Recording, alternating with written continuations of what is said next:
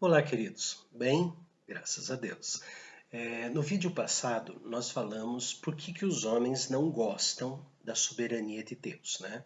Porque, primeiro, os homens não controlam as bênçãos de Deus. Eles sabem disso. Por mais que tentem, não controlam. Depois, eles não controlam a si mesmos. Porque tudo que acontece em nós, Deus é quem impulsiona-nos, né, a fazer. Nós somos não marionetes, não confundam isso. Nós não somos marionetes nas mãos de Deus, tá? Mas Ele que guia a nossa vida.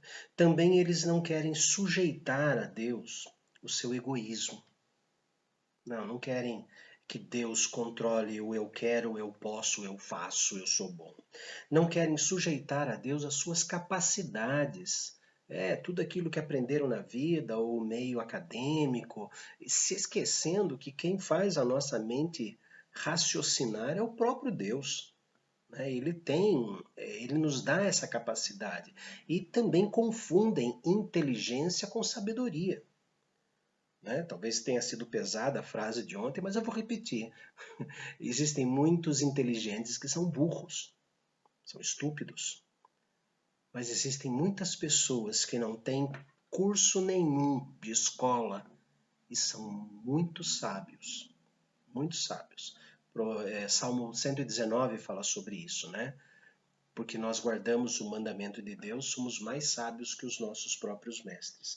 E em quinto lugar, nós vimos que os homens não gostam da soberania de Deus porque precisam sujeitar os seus desejos a Deus. Nós somos guiados pela nossa cobiça. Nós vimos que gostar, achar bonito um carro, uma casa, alguma coisa, é diferente de cobiçar. Cobiçar, eu vou fazer com que o proprietário daquilo se dê mal na vida para eu poder ficar com aquilo que é dele. Né? Não tem nada demais. Você viu uma casa muito linda, bater palma, falou: oh, você poderia me emprestar, deixar eu ver a planta dessa casa? Eu achei sua casa muito linda, eu vou fazer uma baseada na sua casa. É diferente de mexer na vida do proprietário para o proprietário ser obrigado a vender mais barato para você. Então, cobiça é uma coisa, achar bonito é outra. E por fim, né, no sexto ponto, os homens não gostam da soberania de Deus porque sabem que Deus é contra eles. Nós vimos também, tanto Isaías quanto Ezequiel falam de como Deus trata aqueles que são arrogantes, colocará anzóis na boca, nos queixos e guiará essas pessoas. Então mostra como que Deus ele trata aqueles que não amam a soberania de Deus. E eu disse que nós estudaríamos duas doutrinas, né, que não são doutrinas bíblicas, né, e que usam alguns textos bíblicos para falar sobre isso, porque na verdade eles são absolutamente contra a soberania de Deus. Segundo livro, ou segunda carta escrita por Pedro, o segundo livro de Pedro, ou segunda carta escrita por Pedro, capítulo 2, versículo 1. Segunda carta de Pedro, capítulo 2, versículo 1 diz assim: Assim como no meio do povo, lá no Antigo Testamento, surgiram falsos profetas, assim também haverá entre vós falsos mestres, olha só, os quais introduzirão dissimuladamente heresias destruidoras até ao ponto de renegarem o soberano Senhor que os resgatou, trazendo sobre si mesmos repentina destruição. Eu vou ler o meio do versículo de novo, olha. Os quais introduzirão dissimuladamente, né, devagarzinho, aos poucos, né, dissimuladamente, heresias destruidoras, meias verdades. Heresia é quando se pega um pedaço da verdade, isola esse pedaço de tudo e fala que isto aqui é verdade. Heresias destruidoras até ao ponto de renegarem o soberano Senhor que os resgatou.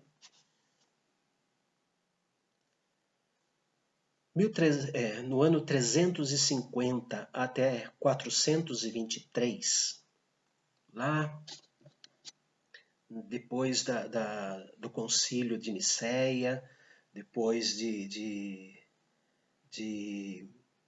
Teodósio I, em 387, instituir com o Édito de Tessalônica o cristianismo como religião do império, em 350 nasceu um homem nas Ilhas Britânicas, chamava-se Britânia, né, naquela época, depois passou a Bretanha e agora Grã-Bretanha.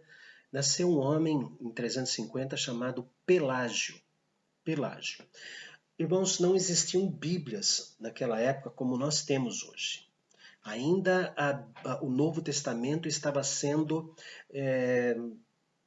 discutido quais eram os livros que deveriam pertencer ao cânon, né, do Novo Testamento, os 27 livros. Então, para vocês terem uma ideia, além dos 27 livros, existiram 215 outros, chamados de apócrifos. Tá? Então, esse Pelágio, que nasceu lá na Ilha Britânica, lá na Inglaterra, né, ele criou uma doutrina, quando soube que o imperador Teodósio tinha instituído a religião cristã como religião do império, e como ele tinha um desejo de evangelização, desejo legítimo, mas não a pregação era legítima, ele falou sobre, criou uma coisa chamada livre-arbítrio. Isso, livre-arbítrio. Ele escreveu 2 livros, o primeiro chamado Da Natureza, falando sobre a natureza humana, né? Falando que os homens nascem sem pecado, eles não nascem com o pecado original, nós não temos as consequências da depravação humana, graças à desobediência de Adão e Eva.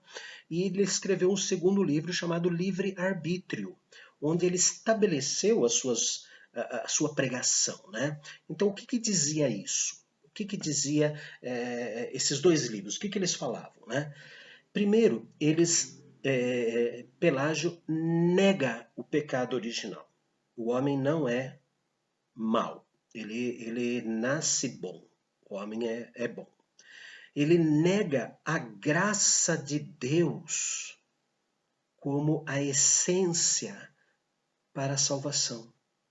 Ele defende que o homem tem capacidade de decidir sobre o seu futuro por livre-arbítrio, sem necessidade de depender da graça de Deus. É o homem que escolhe se vai ser salvo ou não. Então, essas 3 doutrinas nesses 2 livros estavam impregnadas e ensinou aquela geração de pessoas. Mas existia um outro homem no norte da África, chamado Agostinho de Hipona, né? E hoje em dia ele é chamado de Santo Agostinho. Agostinho foi um homem que teve uma vida totalmente depravada, até que uma vez sentado perto de uma fonte, ele ouviu algumas crianças cantando Tome et lege, tome et lege, tome et lege, pega e leia. Ele abriu a carta de Paulo aos Romanos. E ali encontrou a salvação pela graça. Né? E Agostinho escreveu muitos livros, e o mais conhecido se chama Confissões, ou As Confissões de Santo Agostinho. E nesse livro ele mostra realmente, com textos bíblicos, que o homem nasce depravado, o homem nasce ruim, nasce com a herança, maldita herança de Adão e Eva. Mas então Pelágio lutou contra. Pelágio, ele foi para um julgamento eclesiástico no sínodo de Dióspolis, na Palestina, em 415. 415, ele morreu em 423. Em 415 ele foi absolvido. Não, ele não tem heresia nenhuma nele, não tem heresia nenhuma. Porém, recorreram a esse julgamento, né?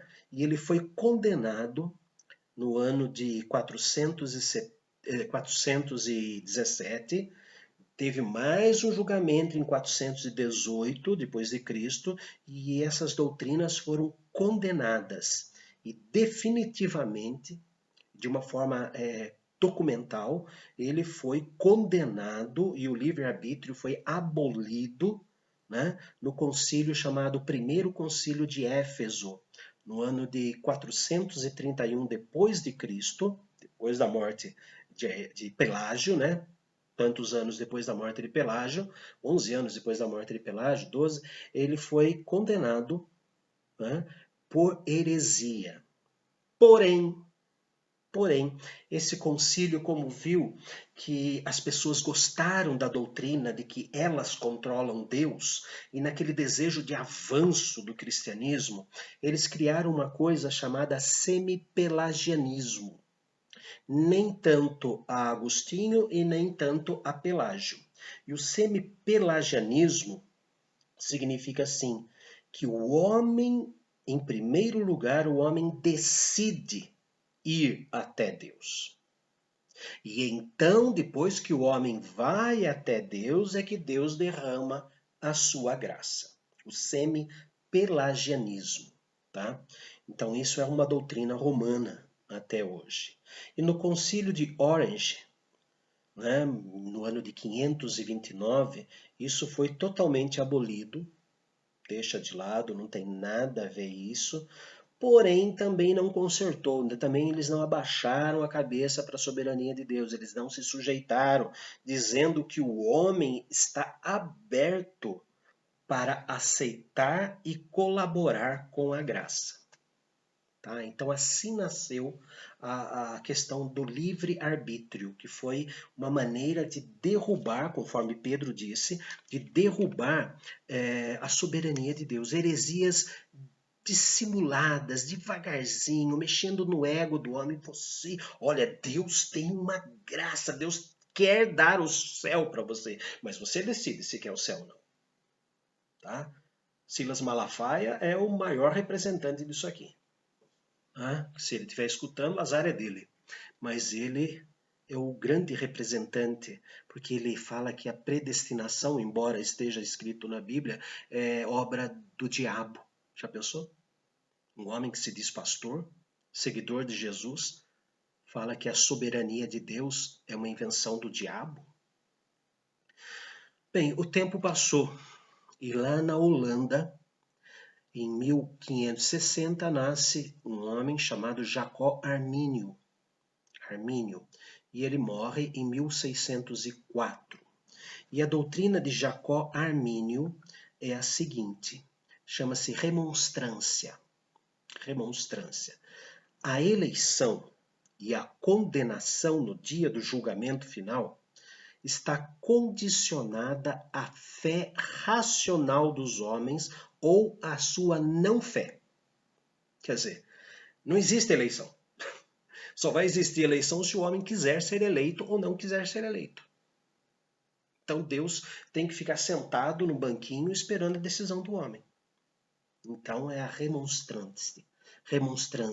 A eleição e a condenação está condicionada ao ter fé ou a não ter fé. Em segundo lugar, a expiação, ou seja, a morte de Cristo na cruz, tem qualidade para toda a humanidade. Isso é pura verdade, sim. Ela é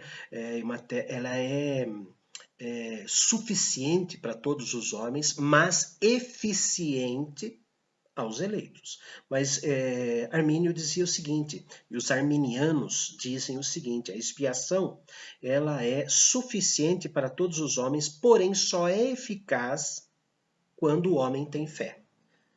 Não a fé que Deus nos dá para aceitar a graça, como diz Efésios capítulo 2, versículos 8 e 9, né? Pela graça sois salvos mediante a fé, e isto, a fé, não vem de vós, é um dom de Deus, não de obras para que ninguém se glorie. Então é totalmente contrária às Escrituras. No terceiro ponto, ele diz assim, que sem o auxílio do Espírito Santo, nenhuma pessoa é capaz de responder à vontade de Deus. Meia verdade, tá? Bonito isso. Mas veja que tem duas pregações antibíblicas e uma bíblica. Para quê? Para achar que ele é crente. Só isso. Ponto 4. A graça é resistível. Então nós somos maiores que Deus. Porque se a graça é resistível, eu posso resistir a Deus. Eu sou maior que Ele. Eu sou mais soberano que Ele. Ele que me atenda. Ele que me adore. Não, não é assim. A graça é irresistível. E tem mais um detalhe, o quinto ponto dele: os crentes são capazes de resistir ao pecado, mas não estão fora da possibilidade de cair da graça. O homem pode resistir ao pecado, mas ele não está isento de perder a salvação. O que ele faz com João, quando João e Jesus, fala e João depois escreve que das minhas mãos ninguém pode arrebatar. Aquilo que o meu Pai me deu é maior do que tudo e das mãos do Pai ninguém pode arrebatar. E o que ele faz com João, capítulo 6? Quando Jesus fala que aqueles que ouvem e aprendem, versículo 45, ouvem e aprendem de Deus, então vão aceitar Jesus. Ninguém pode vir a mim se o Pai que me enviou não o trouxer. O que eles fazem com as Escrituras?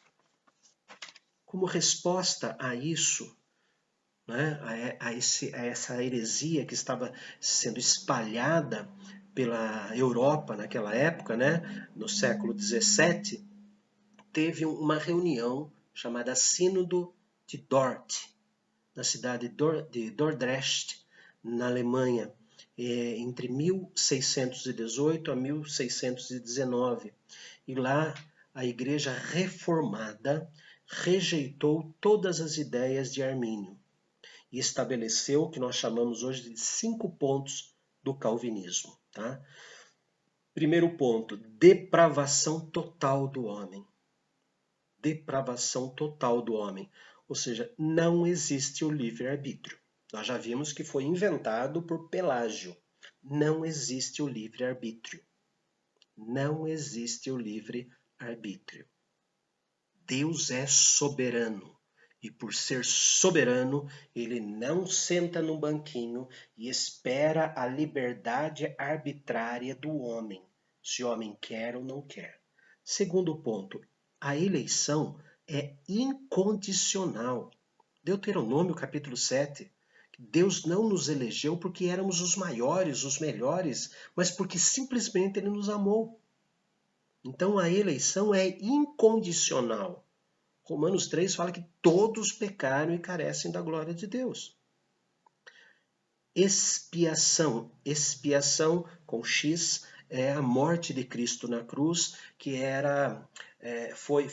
foi simbolizada no Antigo Testamento como a morte do Cordeiro, onde se aspergia sobre a tampa da Arca da Aliança 7 vezes o sangue do Cordeiro, para expiar, expurgar os pecados. Então a expiação é limitada.